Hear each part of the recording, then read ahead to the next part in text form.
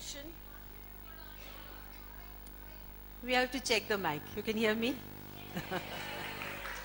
So we let her do all the talking. Most certainly not.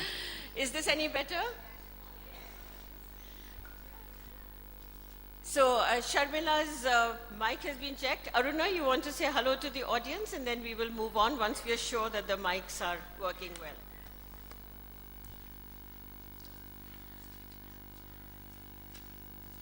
Hello, audience. Can you hear me? Yeah, no. Okay. Okay. So let's start then. This particular session is called Joda Shako, which is an area in Bengal, in Calcutta, and yet it's the house of the Tagore family which is associated with the name of Joda Shako. It's a very special family that we are going to be talking about, the Tagore family. And yesterday at this session, which was a tribute to Sunil Gangopadhyay, Sharmila and others mentioned the very significant role that the Tagore family played in the social reform movement in the 19th and the 20th century. Aruna Chakravarti's new novel, Joda Shako, is about the Tagore women.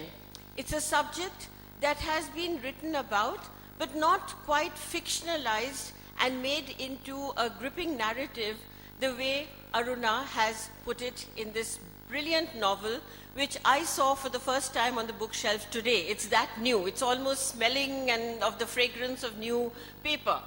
And Sharmila, of course, you know, bears a very significant name, the legacy of that family. So it's an extraordinary panel that you have before you. The significance of the women, to put it in a nutshell, is that they were innovators, and they belonged to a family of innovators. The household itself was constantly attempting new modes of dress, new modes of food, new ways of social arrangement, new furniture, and it would be very interesting for some of us to realize that the way we wear this sari today is actually something that was started by one of the Tagore women, Gyanoda Nandini. The way we call the fusion cuisine, the East and the West, which we also mentioned in some sessions yesterday, is something that the Tagore women were experimenting with all the time. In other words, these women were at the forefront of the new ways of organizing family and social arrangements in social life. The other very important thing about the man-woman relationship in the Tagore family is that they had for the first time a view of a companionate kind of a relationship, that the women were not left behind in the search for education, the search for modernity, and therefore there was a great deal of literary, cultural, musical, painting activity that was going on in the household. Theater, where family members came together and put a script and acted. So there were all these fantastic experiments that the Tagore women were very much a part of. So I will just begin with a question to the author of this novel, Joda Shako, Aruna Chakravarti, who's also a very well-known translator. Aruna, when you were researching for this book, there would have been very little material. The one book that is available is Chitra Deb's book called The Women in the Tagore Household, but it's sort of anecdotal and not particularly based on any kind of research, and it's also a very scattered kind of a narrative. So in what way did you combine fact and fiction? I mean, was there any factual information available to you at all? So if you would give us some examples of the challenge that you had as a novelist, that would be interesting. And at the core of your novel, which you gave me the privilege of reading the draft, so I know that book very well and admire it tremendously. At the center of your novel is Gyanoda Nandini. Would you like to give us an example of her character, the strength of personality, how she changed from being a simple young girl to being the leader of society in her time? So over to you, Aruna. Thank you, Mada. You've actually asked me two questions. One is the material that I looked into before taking up the writing of the novel. For that, I would say, well, there is some material in the form of letters, in the form of monographs, written by the Tagore women themselves. Ganoda Nandini wrote a small sketch of her life. Her daughter Indira Devi wrote a little more. She wrote her Sriti Katha in 3 volumes, in fact. And there were others, including Rabindranath himself mentioned, the Ondur Mohul in some of his writing. The problem with that was that, these women were so reticent.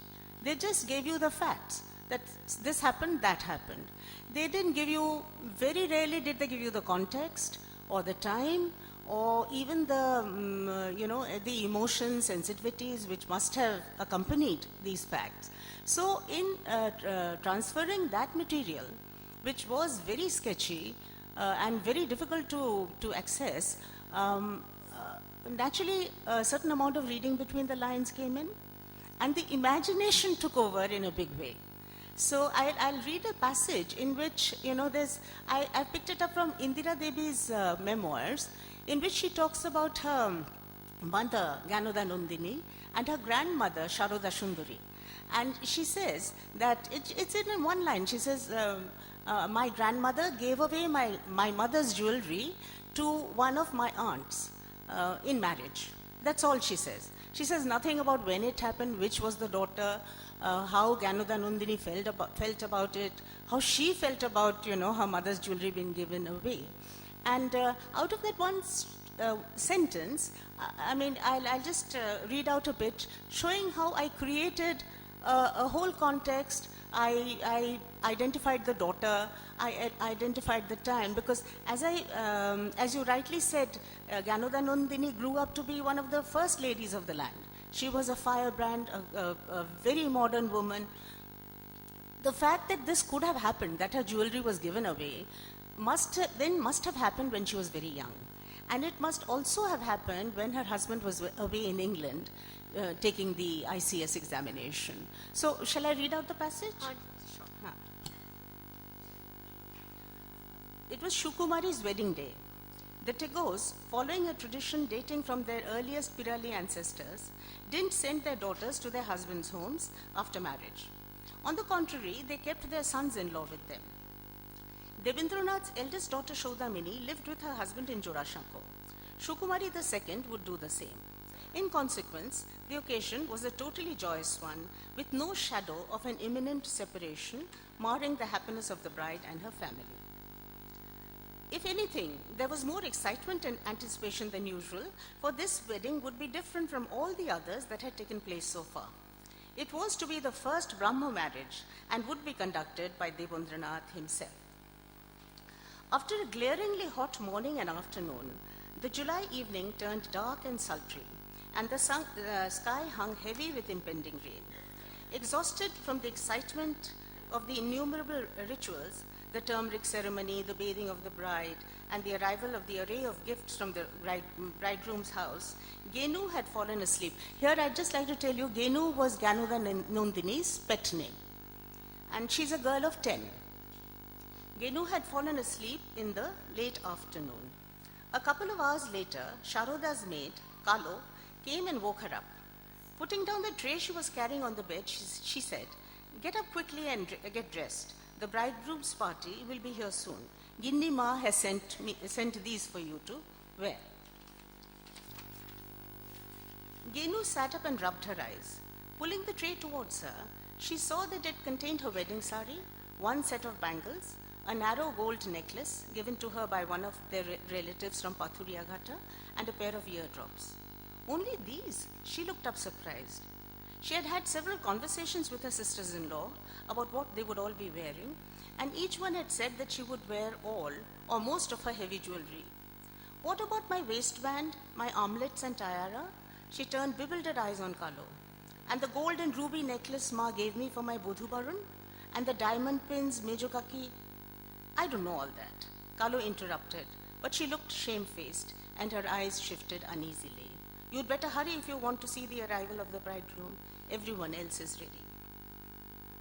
After she left, Genu sat for a long time staring at the tree. What would she do now? What could she do? She rose and walked to her sister-in-law Shodamini's room. Shodamini loved her and would take up the matter with her mother. But though the room was full of women, Shodamini wasn't there. Shukumari sat on the floor, floor on a small carpet, surrounded by dozens of female relatives who were decking her up in her bridal finery. One was etching her brow with sandal paste, another painting her feet with alta. Her mother sat next to her with a box of jewels on her lap. Genu recognized the box.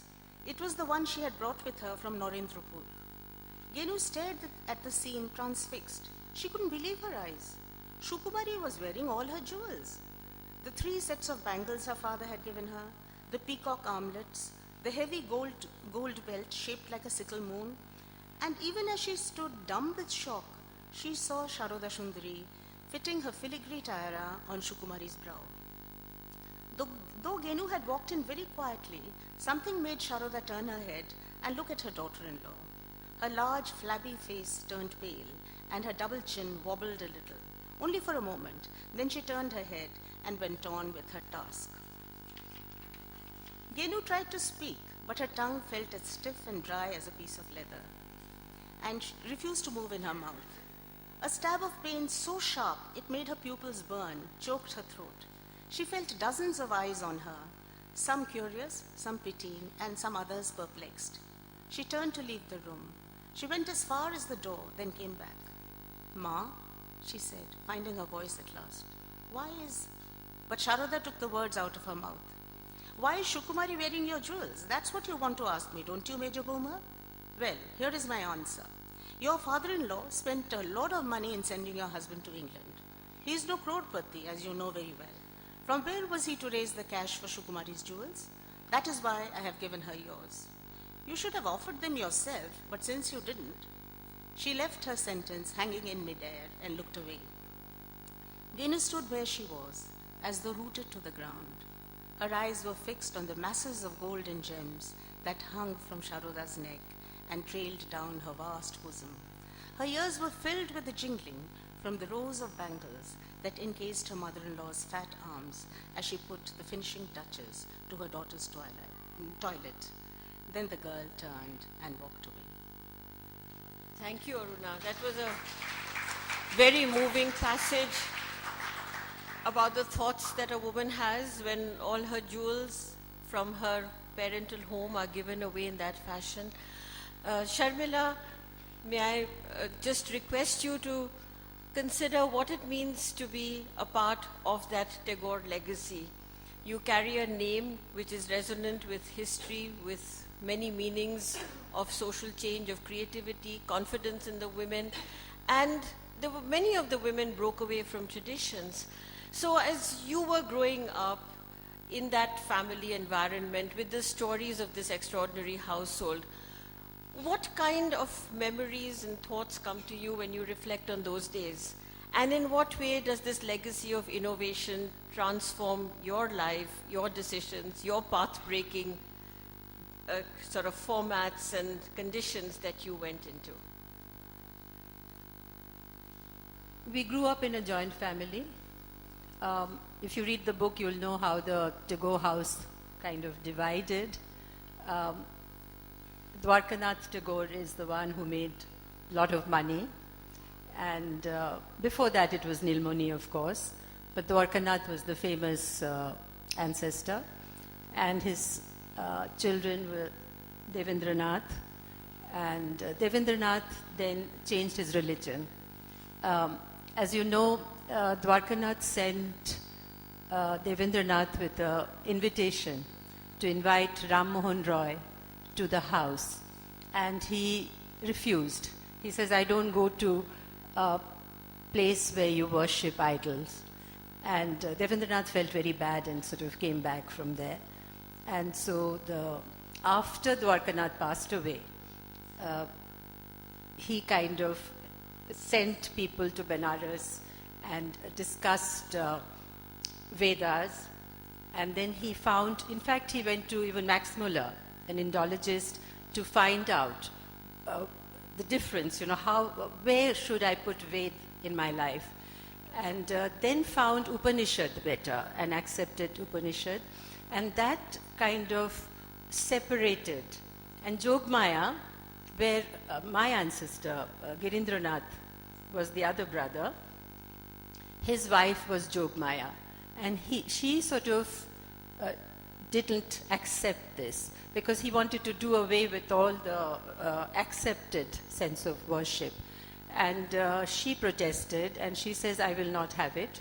I will not give up my, because he wanted to thrust his point of view down. So she refused, and not just the house separated, but the women got separated, because those days with parda and they couldn't go out anywhere, kitchen and the Thakurbari, where the worshipping took place, was a place of bonding. And when she left, that stopped. And from one house you could hear the shak or the other rituals going on in the other house. And the women didn't change as quickly as Devendranath, although he introduced education and things, wasn't happening. So those, I mean, you have to really imagine the trauma of the children, of the women and the children. Even Rabindranath was so fond of his Kakima. And because Sharada Sundari was pregnant every year, I mean, she produced 14 children. And yes, she did. And when her daughters were bearing children, so was she. And so that was a big thing, because although the men kept in touch with each other, they went from one house to the other. It was called number 5 and number 6. And but the women couldn't, because the women had to move in palki, and so their toing and froing were very much visible. So, you know, all that we learned, and also grew up in a joint family, which my grandfather wore a jubba. I think the last of the Tagores who wore a jubba, as you know, Rabindranath did. And because Devendranath brought that attire again, because earlier they wore other things, but since he was no longer a Hindu, he didn't want a Hindu attire, nor was he a British, because he was opposing the British, so it couldn't be their attire. So he got this thing, I think it came from some kind of Muslim influence, Muslim aristocrat, that's what I've been told. And that's how the jubba came into being. And I saw my grandfather, and he used to smoke the hookah, and sitting in front of the radio, because there was no television or anything else then. So I would be sitting next to, and he would have 2 glasses of whiskey, and he would dip his little finger and give me a lick. So I think that was path-breaking in itself. So that's, and there was so many cousins and so many aunts and uncles, and we were all Saturday evening, we had to bring something of ours, you know, either a poetry or somebody who could sing or dance, or my cousin was a communist, my uncle was a Congress person, so there was huge debates, and there's Mohan Baga and East Baga. So there was a lot of interaction. But when you said earlier about the companionate thing, although the Tagore men were, I mean, they didn't keep mistresses. Unlike the aristocrats of those days, they didn't have, baijis, nor did they remarry, which was also happening then. And they did a lot for their, as you were saying, the women were taught how to pour tea and various other social activities, and they prepared their mind, most certainly. But I don't think they gave them companionship. They were out all the time, I mean, they were traveling. And they really were dependent on each other for that, the other women. I think only Gyanana Nandini, perhaps, who came closest to that kind of companionship. And as you had asked, and Aruna didn't answer your questions about Gyanana Nandini's contributions, because she got married at the age of 7 to somebody who was 10 years older. And that was a wonderful relationship, because when her husband was going to England to study, to become an IS, he asked his father's permission to take his wife with him. And father, of course, refused. So they used to write letters to each other. So that was a kind of a very new concept at that time, that they were writing letters to each other. And later, she really learned and became extremely articulate and a confident person because of her husband's support. And she went to England those days when she was expecting a baby and with 2 children, with Mr. Listerine, I think. 3 children and 1 expecting. And she went to England and somewhere near Sussex and set up house, and then her husband joined. So can you imagine those days, 19th century, to do that on her own? I think she was wonderful. And then she went, because her husband was posted in Bombay, and she went to stay with him in Bombay again. And she went in a palki, in a very traditional way, etc. And then when she arrived, when the palki stopped and she got out from the palki, all the women were in great shock because she was wearing a sari, a different way, which was called the Brahmika way of saris, on the wrong shoulder, and was wearing a blouse. And blouse was not there. I mean, the women then, can you imagine, didn't wear a sari, didn't wear a blouse, and didn't wear petticoats. So can you imagine how restricted they must have been in their movement? Imagine. So this was such a wonderful thing, and of course was frowned upon by many people. But then she gave an ad in the paper that whoever wants to learn how to wear a sari, I will teach you. So, and yes, and everybody did, because you couldn't lift your hand, you couldn't bend down, you had to, and the sari's width not being, you had to stand in a particular, and that itself was so limiting and diminishing. So she did that. And then having lived in Bombay, she couldn't cope with Jora Shako and in-laws and things. So she moved out and set up house. So that was the first nucleus family. And her daughter then was not calling father Baba, was calling him daddy, and then was calling her brother, instead of Shurinda or whatever, Dada, was calling him Shurin. So she did many, many things, and and then later on she started her own magazine, children's magazine, Baluk, and children were encouraged to write. So she was the first feminist because she had a separate life of her own, which was not dependent on her husband's life, or the children's life, or the kitchen life, or the pujo life, So she was, I would say, a wonderful person. So should I read from what you have?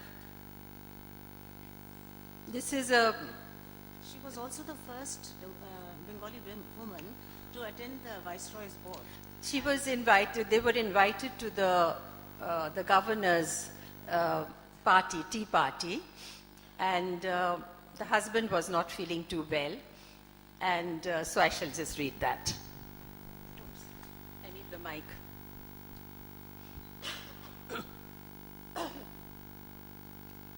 This is Shotendranath, who was Ganuna Nandini's husband. Shotendra caught a bad chill that night and developed a fever which refused to leave him despite all the bitter pills and potions given him by the physician. On the morning of the reception, he said to Ganuda, I don't think I can attend the garden party, but you must go. I'll send a message to Mrs. Fair and ask her to join you and take you with her. The proposal left Ganuda aghast. By no means, she explained. I'm not going without you. Now Shotendra sat her down and explained at great length the importance the governor's invitation held for a young officer like himself, and how unforgivably rude it would be if both of them stayed away. She had to behave. She had to go and convey his apologies to His Excellency. Wasn't she the wife of India's first ICS officer? And as such, didn't she have duties to perform? He hadn't a doubt she would perform this one well. He had full confidence in her. And then, of course, there is discussions about what she's going to wear and what sort of jewelry she will wear. And her sister-in-law tells her to wear a tiara. And she sort of stops at that. She says, no way I'm going to wear a tiara. But then she accepts to wear a shithi, the tikka. And then she's all decked up and ready to go. A fan, a lace handkerchief, and a dash of French perfume. And Ganuna Nandini was ready to go out and conquer the world. Lord and Lady Lawrence stood at the top of the carpeted steps that led down to the sunken garden, where a number of people were already seated at table spread with the finest linen and lace. Chairs, cushion, and hassocks lay scattered about under the trees. These were mostly occupied by the younger guests, who lay sprawled on the grass or reclined against tree trunks, ogled one another, chatted, and flirted. Dozens of native servants in white gloves ran back and forth carrying silver trays set with tall glasses of punch, goblets of wine and sherry, and platters full of kebabs. Most of the guests were European, but one could see a few natives here and there. All of them men. It was the most pleasant hour of the day. The sun, trapped in a mesh of pink and gold beams, was sinking slowly behind the grove of coconut palms that bordered the estate. There was a mild nip in the warm evening air. Mrs. Satyendranath Tagore, the butler announced in the booming voice he had acquired over the years. Mr. and Mrs. Fair. And now, Gyanendra Nandini stood before the governor and his lady. She had been taught to curtsy, and she had practiced it several times before coming. But in a flustered state, she bent the wrong knee, stumbled, and would have fallen if Mrs. Fair hadn't gripped her arm in time. Her ears blazed with embarrassment. She felt, rather than saw, her hostess's pale blue eyes fixed on her in an icy stare. But the governor's face had a smile, and his voice was warm and kind as he said, "Your husband couldn't accompany you, I see." Gyanendra pulled herself up. She had made one mistake. She wouldn't make another. "He is indisposed, Your Excellency," she said slowly, with a marked Bengali accent, but in perfect English. "He sends you both his regrets." She had practiced this speech the whole of yesterday and was thrilled to find that she had delivered it without faltering. Suddenly her fears were gone. She flashed a dazzling smile at her host and hostess. "I'm sorry to hear it," Lord Lawrence smiled back. "I was looking forward to meeting him." 2 more couples had been announced by this time, and he turned to greet them. From one of the tables, a short, thick-set man with a heavy nose ending in a blob had looked up curiously as Gyanendra stepped out of her carriage. He was an elderly Bengali, dressed in the brocade robes and turban that natives favored for ceremonial occasions. His eyes passed appraisingly over the slim figure in black, even as several voices buzzed around him. "The Rani of Bhopal, the Rani of Bhopal." Then suddenly, as a thunderclap, he heard the announcement, "Mrs. Satyendranath Tagore."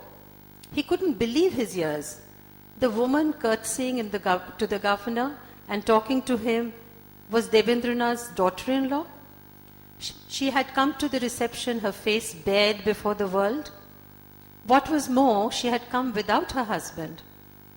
She was making her way down the steps now. Another minute and she would see him.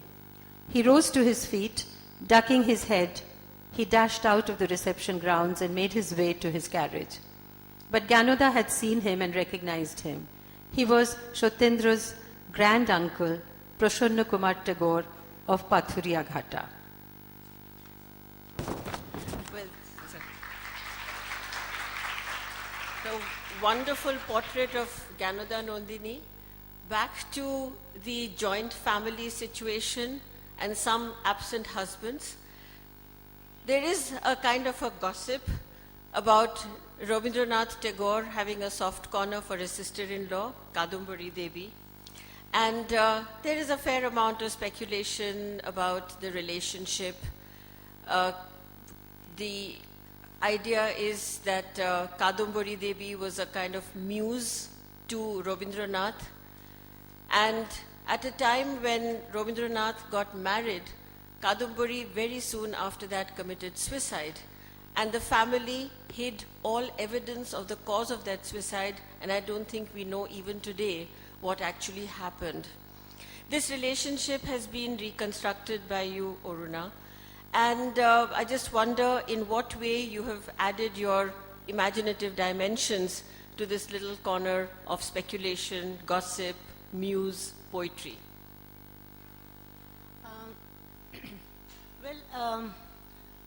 It's rampant speculation. Everyone believes that Kadambari Devi and Rabindranath were lovers, to put it bluntly. And that she committed suicide because he got married. She couldn't do that, and that she felt that he was lost to her. But this kind of speculation is not supported by facts. It's true that they had a very close relationship. The Devar Bhabhi relationship is a very strong one. It's an accepted one, and deeply entrenched in our society, particularly feudal society like the kind of family the Tagores belonged to. But in fact, even Ganodanandini and Jyotirindranath had a very close relationship.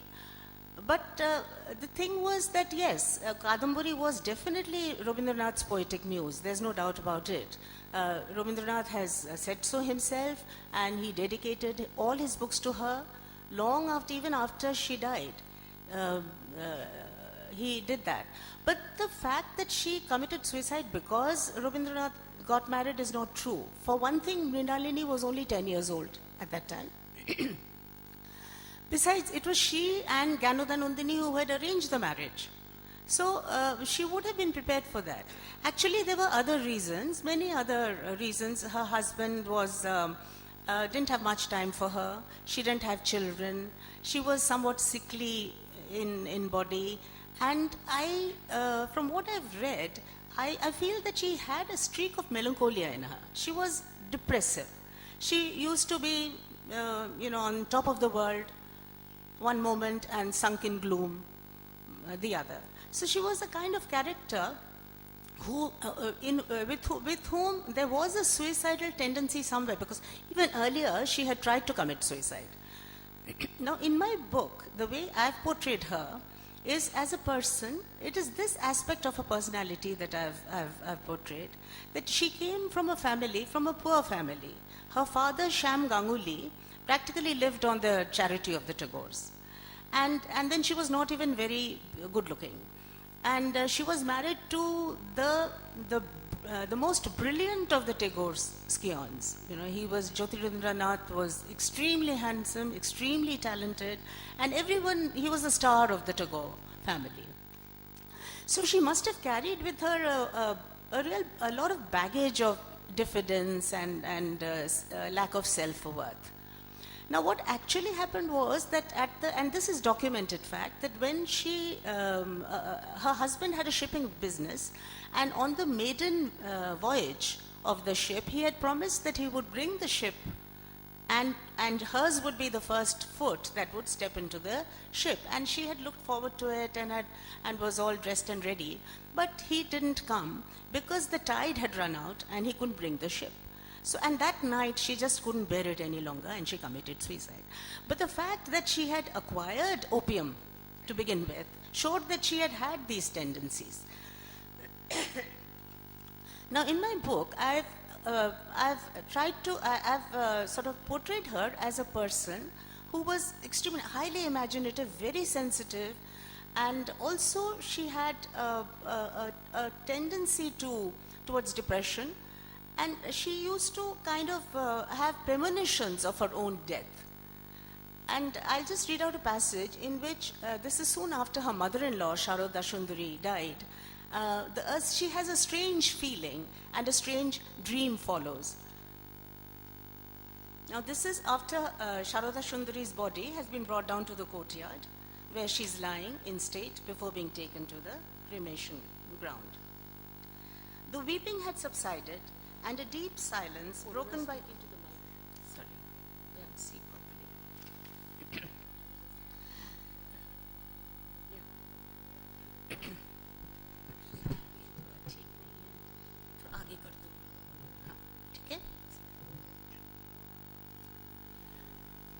The weeping had subsided, and a deep silence, broken by Devendranath's booming voice, reciting from the Upanishads, pervaded the house.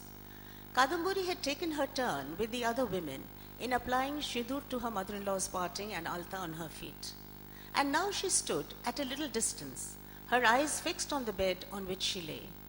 And slowly, inexplicably, the scene shifted and altered.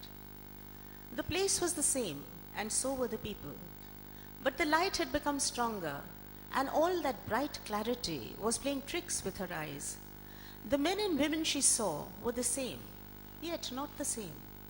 And strangest of all, the woman on the bed was changing contours and becoming another, a younger, darker, slimmer woman with bruised blue lips and stark, staring eyes. Only a few seconds, then a fresh roll of keening came to her ears, and the vision vanished. All was the same as before. She saw her husband and his brothers approach the bedstead and haul it to their shoulders.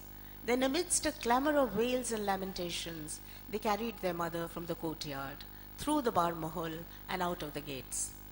The face that even the sun hadn't been allowed to see was now bared before the world. That night, Kadamburi had a strange dream. She was in a room, dark and full of shadows, the only light coming from a lamp burning feebly from a table by the wall. A figure, vast and shapeless, sat hunched over it, writing something on a piece of paper. She couldn't see his face. He had his back to her, but she knew he was a man. From the hand that held the quill, a large, fleshy male hand, dazzlingly fair. She inched her body closer to his and looked over his shoulder. The quill moved slowly, etching thin, black, spiky letters on a yellowing sheet. At first, she couldn't read what was being written. The light was too dim. Then, suddenly, the flame of the lamp leaped up, tall and strong, and the letters stood out crystal clear. Dear Shamlal Babu, she read, I regret to communicate to you some sad tidings. Your third daughter, whom we were fortunate to receive as our Notun Boma, died, night of night. The lamplight blinked and flickered, and the letters danced, changed form. Kadamburi strained her eyes to read the rest, her breath coming in painful gasps. But now the paper shivered as though a gust of wind was passing over it, and she couldn't read anymore. The flame gave one last quiver and died out. The sheet rose into the air and flew about the room, knocked about from one wall to another like a huge blind moth. The shadows grew deeper and swallowed everything, the lamp, the table, and the massive swaying figure, leaving her standing in a vault of impenetrable darkness. She couldn't see it, but she heard the fluttering of her death warrant around her, above her. She felt it brush past her cheek and caress her lips. A terrible fear, such as she had never known in her life, took hold of her. Kadamburi shrieked again and again, the sounds ripping out of her jagged, painful throat. And suddenly she shuddered awake. What is it, Notunbu? Kadamburi saw her husband's face above hers, his eyes looking vague and lost without his glasses. You cried out in your sleep. Did you have a bad dream? Kadamburi was shivering violently. Her teeth were chattering and her limbs threshing on the sheet. Jyotirindra put a hand on her brow. It was burning with fever. He clicked his tongue and shook his head worriedly. The malaria had struck again. So that's Kadamburi Devi, and that's a very beautifully written passage imagining her death. There was a third woman in this story, of course, and that was Rabindranath Tagore's wife, Mrinalini. And before that, I just wanted to give read another piece, which was... we won't have the time, because people want to ask questions, and I want to move on to Mrinalini, if you don't mind. Okay, that's okay. So the third woman, Mrinalini, as you mentioned, the marriage happened when Mrinalini was very young. She was only 10. And she was the hard-working woman, the invisible woman in many ways, a great companion to Rabindranath Tagore, especially at the time when he set up Shantiniketan, or I can see Sharmila saying no, so she has another story to tell, which is in the archives of the Tagore family. So why don't I just let you speak on Mrinalini? Go ahead. When you said companion, I was shaking, not any other facts, because I don't think. Well, I know. I mean, the Tagores are very great, and these are all very, huge icons. But when it came to their relationship, there was this little distance the men and women had. I mean, maybe it was perhaps better than what the world had outside. But She sold all her jewelry to support Shantiniketan. yeah, Is but that I'm talking true? about companionship. As people. Okay, so companionship is how we understand. But I suppose we have to constantly remind ourselves that those days were so different. And even like my grandmother got, my parental grandmother got married at the age of 5 and had her first child when she was 12 or 13. And my mother wasn't allowed to go to a co-educational college to finish her BA and MA. She had to do it privately. And then all my life I've been asked, how did your husband allow you to work in films? And now my daughter is doing what she wants. So I'm just seeing that, you have to look at the time then to understand. So I suppose these were, they really were icons and set up trends. And talking about Mrinalini, yes, she was married at the age of 12, and age of 10. And also again, Debendranath. He was quite a guy, wasn't he? I mean, very strong-willed and autocratic, ruled everybody, because he also changed their name. Mrinalini's name, Mrinalini's name was Bhabatarini, and became Mrinalini, and Kadambari's name was, I've got it written down somewhere, I'll tell you. And Kadambari's father was the mithai taster of the, and these people, they were, because he was so besotted with getting his children married to this Pirali Brahman's daughter. So he got them married and they all stayed there. So that was one reason that Mrinalini was chosen, because everybody felt she was not anyway a suitable companion for Rabindranath. And yes, it is true that very little has been written about her, no letters survived, and she has been pretty, but when you go deeper, you know that she was not illiterate at all. I mean, she had good grasp of Sanskrit and Bengali, and she could read and write English, and she had read many novels, but basically she was a homemaker, unlike Gyananandini. She kept everybody, she was the peacemaker in the family, kept everybody together, and really, really looked after her. And Shantiniketan, basically, when Rabindranath was building the university, it could not have happened, most certainly could not have happened without her help, because he didn't have much money.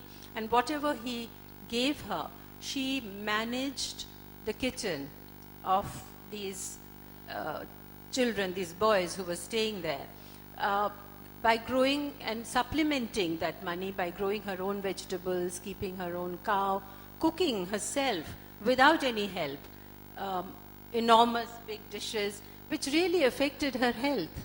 And later, when she died of a neglected burst appendix, she was only 29, and nobody knew. I mean, it was Rabindranath Tagore was in Kolkata promoting his Chokher Bali, the book, and doing many other important things as important people ought to do.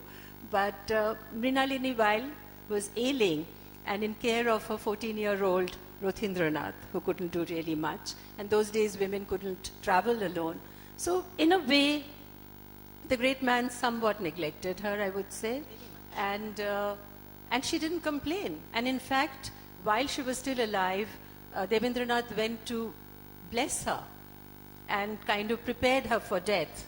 And all she said was, "I'd like the dust of your feet." I mean, I think it's pretty scary when you're dying and going and sort of preparing you for death.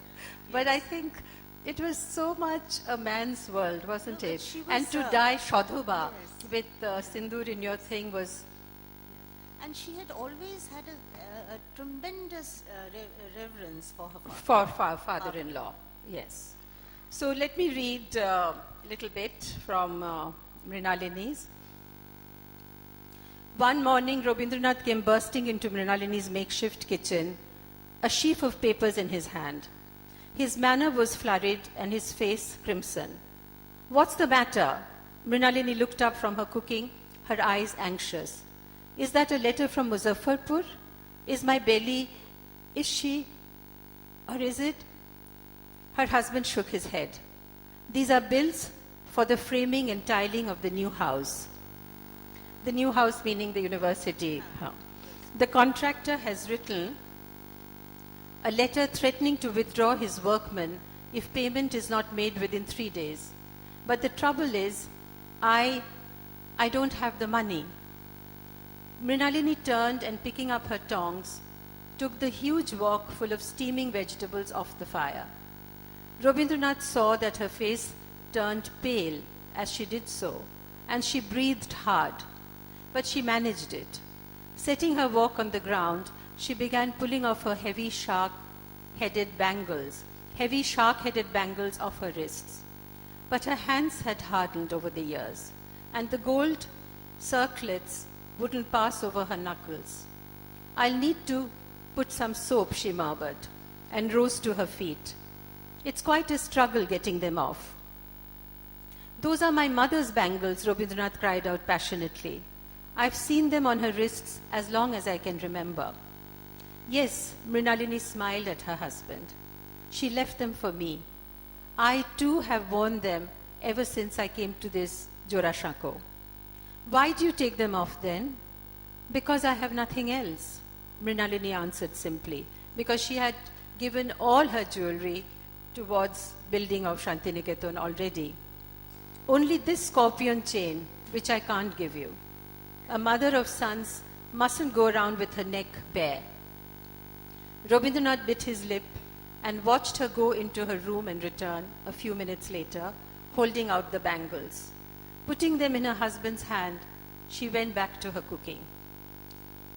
Rabindranath returned to his study and, sending for one of the tutors, a man he trusted, gave him the bangles with instructions to sell them to the jeweler in Bolpur and bring back the money. Then, picking up his pen, he went back to his writing. The author lost himself for the next 2 hours. Then, the sound of a gong calling the children for lunch brought him back to reality. He put his hand in his pocket and drew out a watch. It was a solid gold watch on a heavy chain, gifted to him on his wedding day by one of the Pathuria Ghata relatives. It had a small spring at the side, which, when pressed, made the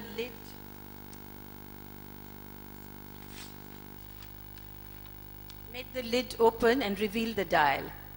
But today he didn't press the spring. He sat with it in his hand for a long time, his heart heavy with regret. Why didn't he think of selling his watch to pay the contractor's bill? Why did he go to Mrinalini and take her last ornament from her? An ornament valued by them both because it had belonged to his mother. How quietly she had given it, how casually, as though giving away the last of her possessions was nothing. "Your wrists are bare," he had said to her, his voice tinged with guilt. "No," she had replied, surprised. "I'm wearing my shakha, my conch bangles." Thank you. So we have the portrait of the women of the Tagore household. We have about 6 or 7 minutes, perhaps 10 minutes for questions. Please keep them very short so that we can get more people into this conversation. Let me begin with you right here. Do you have a mic? Please, right here in the second row. Okay. And then we take you. Yeah. I have a question about the evolution of feminism. Do you think women now need to be more like women? I'm reminded of something in Pygmalion where Henry Higgins says, "Why can't a woman be more like a man?" Do you think we... That's a very large question indeed. And I don't know whether one can relate it to the book exactly. Does the kind of feminism that we see in Gyanoda Nandini still serve a purpose, an example? Maybe Sharmila, you want to say something about that? Whether they are examples for feminism today. Yeah. I think we all have to act individually and collectively. You know, what is my truth cannot be your truth, because some people just want to be homemakers and they should be allowed to do that, and somebody who want to go out and do, you know, follow their careers, they should be allowed to do that. There shouldn't be any hindrance to what we want to do, what we want to wear, what we want to think, how we want to travel. There shouldn't be anybody holding us back through patriarchy. I think patriarchy is gone, it's passé, and it's over and done with. So we should really come out of that and do what we wish to do. As long as it's not stepping on anybody's toes, we are not breaking any laws. I think that is how our tone and tenor should be, to try and achieve what we feel and not follow the society's diktat as such. If we want to be different, we should be different. We should be allowed to be different.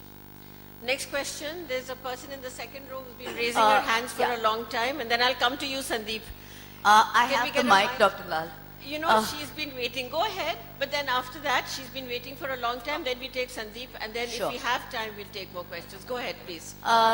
This kind of connects up with yesterday's session on Sunil Gangopadhyay. Dr. Chakravarti, I'd like to ask you, what was it like to translate those books, First Light and those days, which were about the Tagore family, and then to write yourself as, so as a translator and as a writer, you've kind of worked with the Tagore family. I'd just like to ask you what your experiences were in these two very different areas. Well, this is a complex question, and I don't think I can do justice to it in the couple of minutes that Mala will give me, if she will. Well, translating, is one thing, and writing your own work is another. Because when you're translating, you have a text in front of you. And in a sense, you are not responsible for the text. All you're responsible for is the language you use. So basically, yes, I got very involved with my translations. But when I wrote my own work, then, the writer, the creative writer is a very lonely person. There's nothing, no support from anywhere. So here I had to think my own thoughts and create my own scenes and my own context and generally reconstruct imaginatively what it was history. I mean, from a few bare facts, you reconstruct a whole world, a whole set of characters, a whole story. And I enjoyed doing it. It was hard work, much harder than translating, but I certainly enjoyed doing it. Okay. Hello, my name is Mrinalini. Actually, I was named after Mrinalini Devi, my grandmother. And so I've always been fascinated with Rabindranath Tagore and the family in general. So I just want to ask you, when you take these characters while you're writing, there are people who are very intrinsic to, especially the Bengali consciousness, for example. When you are in the role of a fiction writer dealing with real people, so how do you feel? Because you're going to contribute to the perceptions of generations to come about that family, about those characters. So how do you feel in that role? Like as a writer who's dealing with facts but still being creative in her own right? Mrinalini, she's already been talking about that, but if you want to say something quickly about it, Actually, I've spoken about this already, and so has Sharmila. So, Yeah, so maybe you can pick up this conversation a little later, because she spoke at length about the relationship between fact and fiction. Sandeep, over to you. Good afternoon. We're discussing about a woman who made impact in Rabindranath Tagore's life. One thing I want to ask, that we said, okay, his sister-in-law made an impact on his writings, but the artist in Tagore as a painter, a lot of Latin American literature says that it's Victoria Ocampo. Because of this, he came into the painting and starting painting from Latin America. But also in Bengali literature, it is said that no, it started from Jodasago first, and then it took shape when he was traveling to Latin America. What do you think on this? You think Victoria has affected on the artist from Tagore's Victoria Ocampo work? influenced his writing and I don't know. I don't think there is any evidence as such to support what you're saying. I think it started, as far as I know, when he was correcting his poem, and he used to just cut them out, and then something came out of it, and then he would start squiggling and doodling, and then something came. I think that's how it started. And I think, like all great artists, beyond a point you want to also express yourself many other ways. And as he talks about in his several of his poems, that, you know, when he writes, it creates a ripple to and against and for and against and criticism. And this gives him pause. And this kinds of re-energizes him, you know. And there is no criticism here. He's free to create. There is no burden, you know. He doesn't have to, there is no benchmark. He doesn't even have to excel himself as a Tagore, you know. His next book doesn't have to beat the first book. So he was more free in that creation, and that's how it came about. I don't know about Victoria Ocampo's contribution. Well, to this. actually, he there may have felt young in her company. That's probably another thing. Now, there is a very good book by Ketuki Kushari Dyson which talks about the relationship of Ocampo and Rabindranath and makes the point that actually Ocampo was the muse that brought about his artistic creation. He started painting after the age of 60, and the letters are now showing that there was a very vital relationship between the two. We'll take one more question, and I'm told by the organizers we have to conclude the session. Please. Ma'am, as far as we know, your book helps us to grasp that the Tagore women usually find out their own identity and they establish themselves. Ma'am, I would like to place a question in front of Sharmila ma'am. Ma'am, for you in your life, in every step that you go, what do you think, what do you place when you place yourself as establishing your own identity and creating your world, or working out with the other sex? And, you know, just playing along with the patriarchal norms and being a feminist by yourself and establishing yourself. Who's that? I think I follow the middle path. I mean, a lot of my activist friends sort of scream at me and shout me down. There's no such thing as middle. But I want to take everybody along. Even in many fields, as you know, I work in the field of maternal death, HIV, but I feel a male endorsement is very important. And I feel, why not take everybody? And I think men are not that scary or that, you know, it doesn't have to be one against the other, you know, not at all. I think somewhere we are 80%, somewhere they're 80%. There is no that kind of equality I'm not aiming at, while we are aiming at equality. But doesn't mean that we have to do exactly the same thing, 50%, 50%. But I think it is important to take everybody along, and I don't really look at men as men, and therefore they're very different. But I like to talk to them and take them, and I've been quite successful, I must say. Making men feel not so threatened, because I think they also have been conditioned over the years by, you know, this sense of entitlement and sense of solving the issue and, you know, protected rules, which we don't need anymore, I don't think. But they have assumed these things, and so I think you have to change that. But we don't really need to fight to do that. We can do it through dialogue. I don't like this militancy attitude. One more question, the last one. Good afternoon, ma'am. I wanted to put this question. How do you, perhaps on a more personal level, find yourself related to all these revolutionary women who have come down the history in your family? Are you asking me? Yes, of course. I think there is very, very inspirational.